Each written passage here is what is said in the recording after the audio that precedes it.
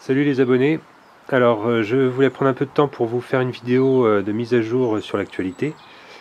Alors concernant les 2 chevaux camionnettes, donc comme vous pouvez le constater, j'ai commencé à bosser un peu sur la blanche. Donc j'ai retiré le capot, tout ce qui était, toute l'électricité en fait qui pouvait traîner là, donc le régulateur, et puis aussi bon, j'ai défait la commande de frein à main. Enfin bref, hein, tout ce qui peut faire en fait la jonction entre la caisse et le châssis. Donc côté intérieur, il reste plus grand chose, hein. Il y avait avant un tableau de bord, etc. etc. J'ai tout déposé, pédalier, etc. etc. Donc là, j'aurai encore la colonne s'il y a des fers. Bon là elle est hyper dure parce qu'en fin de compte, comme le châssis est plié, on voit bien ici, hein, comme le châssis est plié, en fait c'est la caisse tient sur le châssis. Enfin bref, c'est la colonne qui est serrée dedans. Enfin c'est un coup classique, hein. Quand vous avez une dash et que vous avez la direction qui commence à devenir dure, il faut faire gaffe à voir si c'est pas le châssis qui est en train de plier. Donc voilà, il va falloir désolidariser la caisse du châssis. Voilà, j'ai quelques pièces qui traînent dedans, il faut que je les range évidemment. Alors quant à la deuxième, alors l'autre jour pour m'amuser j'ai commencé à vouloir enlever un petit peu ce qu'il y avait ici, et en fait c'est des grosses plaques de mat de verre en fait. Donc c'était pas du tout de la tôle, c'était pas du tout réparé comme il faut. Donc j'ai enlevé le morceau. Voilà. Voilà ce que ça fait en fait quand on met du mat de verre sur de la tôle. Ça protège pas du tout. Voilà ce qu'on a derrière. Parce qu'en fait la flotte après s'immisce entre la tôle et le mat de verre. Donc du coup c'est encore pire. Ça a l'air mieux, mais en fait derrière ça pourrit encore plus. Donc il faut jamais faire des réparations avec du mat de verre comme ça. La fibre, enfin bon. Si on veut faire de la réparation, c'est découpe de tôle et soudage de tôle.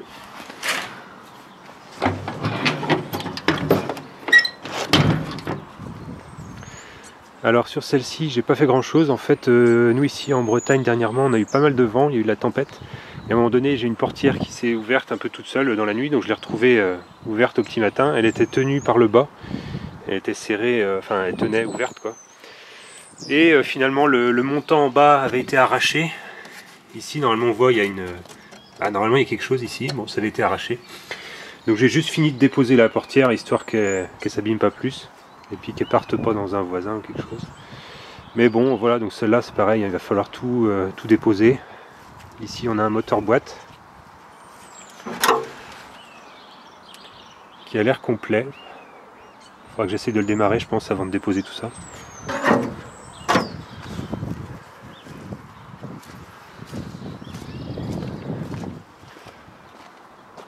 Bon, au niveau de l'idée de faire une 2 chevaux camionnette avec les deux, à un moment donné on pensait que la caisse de la blanche était mieux. C'est possible, à part certains éléments de la bleue qui sont mieux, notamment le plancher du coffre est beaucoup mieux sur la bleue. Donc je pense qu'on va faire pas mal de soudure et de découpe pour réussir à vraiment faire quelque chose de correct. On voit que la bétonnière a été mise dans le coin ici pour faire un peu de place à la dash camionnette. Et malgré tout que je puisse sortir la ZAM. Alors concernant la 206, ma réparation l'autre jour au Sikaflex a bien fonctionné, puisqu'il n'y a plus du tout de problème d'humidité dans la voiture. Donc ça c'est cool. Par contre après on devait l'envoyer au contrôle technique, donc la première fois qu'on l'a envoyé au contrôle technique. Et en fin de compte, les gens à qui j'avais acheté avaient été un peu indélicats, dans le sens où finalement il y avait eu quand même un carton, l'avant avait pas mal bougé, ça se voyait pas trop, mais bon il y a eu des soucis de réglage, donc heureusement j'ai un collègue peintre avec un autre collègue carrossier qui ont réussi à réparer ça et qui m'ont remis la baguette en noir ici devant, ce qui devait être le cas normalement. Pour les plus observateurs, vous verrez que dans les vidéos précédentes elle était grise à l'avant. Bon après le collègue m'a aussi redressé l'aile, c'est pas mal, elle est un peu mieux, et sinon j'ai toujours le jeton qui avait été fait sur un parking de supermarché, hein, comme souvent. Donc ça, on essaiera de voir si on peut le réparer avec un truc système tire-clou là. Peut-être que je vais réussir à me faire prêter cet outil là, un truc où en fait on vient positionner l'outil, on soude une tige, et après il y a un système de truc à inertie quoi, qui fait que ça redresse la tôle. Bon après évidemment il faut refaire un petit voile de peinture parce que ça, on est obligé de virer la peinture. On va voir si on arrive à faire ça un de ces jours, je sais pas si ça peut vous intéresser. Bon, la 407 ces temps-ci m'a donné du répit, hein, c'est-à-dire que pour l'instant elle tourne bien, j'ai plus trop de soucis, pas eu besoin de bricoler dessus. Donc touchons du bois. Alors ici j'ai un moteur boîte donc, que j'ai récupéré lors du rapatriement des 2 chevaux camionnettes, plus 2 autres moteurs boîte qui sont en fait dans mon sous-sol. Ça c'est la portière que j'ai démontée l'autre soir en catastrophe. On voit bien qu'il y a un bout qui a été arraché. Bon déjà c'était bien rouillé, puis en plus un bon coup de vent de tempête et hop, terminé. Alors concernant la traction, elle attend son tour, hein. Le bout de tôle n'a pas bougé depuis l'autre jour, pour ceux qui ont suivi la vidéo. Mais il n'y a pas de souci, ça va reprendre. Bon là c'est vrai que dernièrement avec le sale temps, puis j'ai eu pas mal de boulot sur d'autres sujets, donc pour l'instant c'est stand-by, mais ça va reprendre. Alors il y a un truc qui est quand même sympa aussi dans cette maison, c'est la trappe qui est là, donne en fait sur un grenier qu'on va aller visiter dans un instant, qui me permet de ranger pas mal de pièces de tôlerie. Alors voilà, on est de l'autre côté de la trappe, et donc on est dans mon grenier spécial pièces, donc qui n'est pas super bien rangé, mais c'est en cours. C'est quand même pratique pour pouvoir stocker des capots, sachant que c'est quand même super volumineux, même si ça pèse pas de poids. Et effectivement, ça passe à travers cette trappe, donc c'est super pratique. Alors voilà le stock de pièces qu'on va pouvoir utiliser pour les 2 chevaux camionnettes. Alors d'ailleurs, il y a un piège, hein, puisque évidemment ce réservoir là c'est pour berline, ça n'ira pas dessus. Mais à part ça, le reste doit pouvoir aller. Ça c'est un lot de pièces que j'ai récupéré l'autre fois avec un collègue de boulot, donc pas mal. Ça c'était des pièces de mon collègue, et autrement ce qui est derrière, c'est les pièces de la 2 chevaux blanche et la 2 chevaux bleue, les pièces qu'il y avait en plus, quoi. Voilà, donc un pare-choc qui est peut-être récupérable, des éléments de tableau de bord. Donc bon, en fait pour l'instant il nous manque principalement un châssis, puisque finalement on a les châssis sur les voitures étaient tordus, enfin sont tordus, et le 3e châssis là qu'on voyait dans la vidéo que je chargeais à la fin là, en fait il semble malade, quoi. C'est-à-dire qu'il a l'air propre, mais il a l'air aussi boursouflé, et je pense qu'il est sur le point de plier. Donc ça c'est pas de chance. Alors autrement ici, je me souviens plus si je vous avais montré, j'ai récupéré l'autre fois une grosse étagère métallique, donc ça c'est bien pour ranger les affaires. Et j'ai récupéré aussi des espèces d'étagères, des grosses étagères métalliques, donc j'ai plus qu'à les assembler. Et elles sont assez hautes, elles font 2,50 m je crois. Je pense que je vais les étaler, enfin les utiliser sur le fond de mur ici, parce qu'on a pas mal de hauteur sous plafond.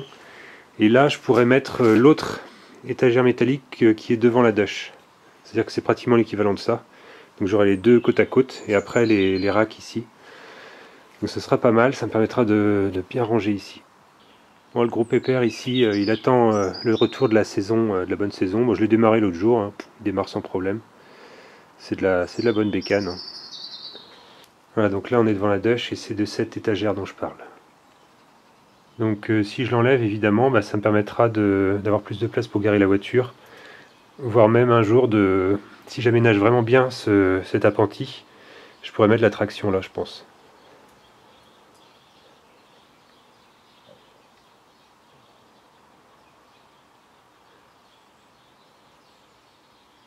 Parce que oui, l'intérêt de mettre la traction ici, c'est qu'en fait pour rentrer sortir c'est beaucoup plus simple ici, je peux tirer tout droit. Alors qu'en fait de l'autre côté, il faut quand même manœuvrer un peu.